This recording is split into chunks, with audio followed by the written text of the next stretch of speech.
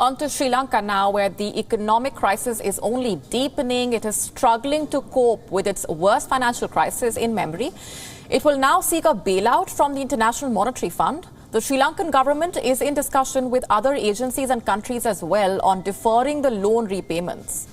The president announced the move as he addressed the country of 22 million people. The decision to deal with the IMF marks a policy shift. Colombo had resisted calls from experts and politicians to seek the agency's help, but it argued that asking international financial institutions for assistance could bring along conditions which could be detrimental to the country's interests. According to the leader, IMF's help is needed to secure a new method, quote-unquote, to repay external debt and sovereign bonds. Around $6.9 billion is required this year for debt servicing. මේ සඳහා ජාත්‍යන්තර මූල්‍ය ආයතන හා මිත්‍ර රටවල් සමග අපගේ ණය වාරික ගෙවීම් ගැන අප සාකච්ඡා ආරම්භ කර තිබෙනවා. අප රටට හිතකර ආකාරයට නව ක්‍රමවේදයක් තුල මෙය ක්‍රියාත්මක කිරීමට රජය නොයෙකුත් පාර්ශව සමග සාකච්ඡා කරනවා. ජාත්‍යන්තර මූල්‍ය අරමුදල සමග ඊයේ පැවැත් වූ සාකච්ඡාවත් මේ අරමුණින් කළ එකක්.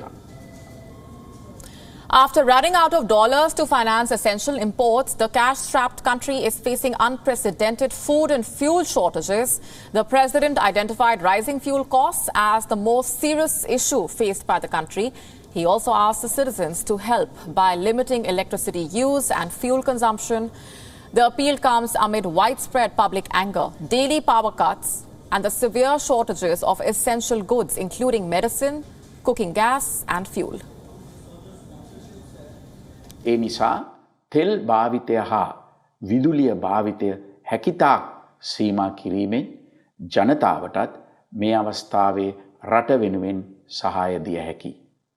මේ දුෂ්කර අවස්ථාවේ ඔබ ඒ වගකීම තේරුම්ගෙන කටයුතු කරනු ඇතයි මම බලාපොරොත්තු වෙනවා.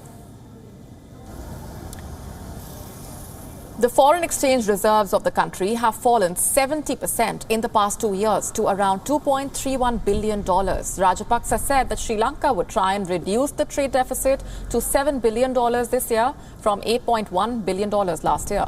He said the government was expecting $5 billion in remittances to shore up the state finances, which is nearly the same as last year. Sri Lanka has already received financial support from China and India in the form of credit lines and currency swaps. Tourism is a key foreign exchange earner for Sri Lanka, but the pandemic has hammered the island's tourism sector. International rating agencies have downgraded Sri Lanka since the pandemic struck. Its access to commercial borrowings has also been effectively blocked. Our correspondent, Soni Atoda, has been tracking those developments. She has sent us this report from Colombo. Take a look.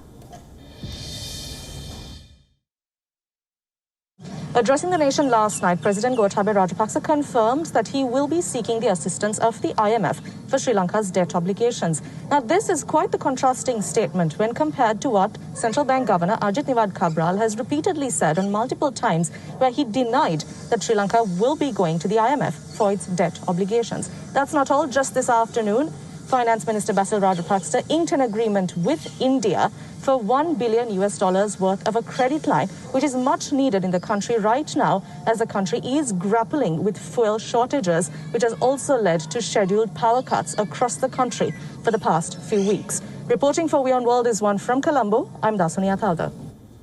WION now available in your country. Download the app now. Get all the news on the move.